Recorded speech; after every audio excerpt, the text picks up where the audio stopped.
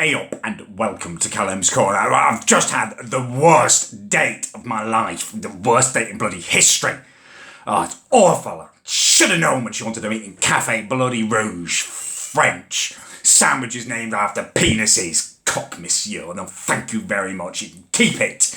I went though because it looks really promising when we matched online. And I walked in there and I saw her and I first thought was, she'd been done with the bloody trade description act. It's ridiculous. 27, she'd told me. She was at least 40. And that wasn't the worst thing, though. In her pictures, she looked perfectly normal. Normal woman with hair. In front of me, she's sitting there with a shaven bloody head.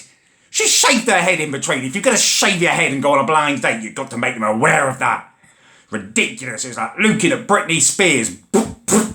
Pre and post bloody breakdown. It was, But I'm not a shallow person, do you know what I mean? I thought, just be the bigger person. So I went over to her and she'd stood up and her top pulled quite tight on her and she had surprisingly kind of pert breasts as well, like Cox's apples or something. So I'm thinking, don't be shallow. So I sit down to have this day. Oh, what a mistake. What a mistake that was. Starts droning on at me. She turns out she's a feminist. She's feminine at me. Honestly, going on about social injustice and how her last boyfriend cheated on her. I'm not bloody surprised. Honestly, bitterness. Oh, I'm a fun, happy person. I don't like to be around that kind of stuff. So I decided to try and lighten the atmosphere a bit. We had banter, make a few jokes. And I said, look, imagine if me and you had kids. They'd definitely look like Phil and Grant Mitchell. She's having none of it. She says that's quite inappropriate, actually. Oh, do me a favour. I don't actually want to have children with you. Honestly, look at you. You're probably too old anyway. You look barren. Oh, God. So at that point, I knew romance is definitely not happening. I couldn't stand to be in the same room as her any longer than I had to be. Just get it over and done with, Callum, I thought.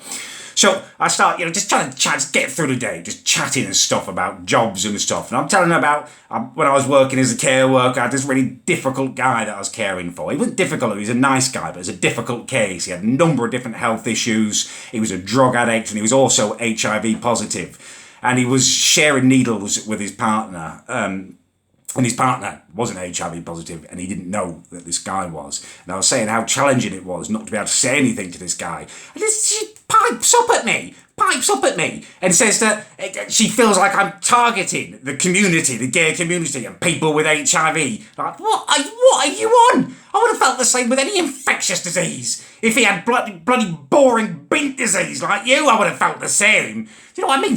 Targeting people. Oh, God. Honestly, the world makes me sick nowadays. These feminists, idiots, going on that the femininity, bloody farties, like their farts don't stink. They do. They smell of misplaced anger. Misplaced anger, you boring, barren little biatch.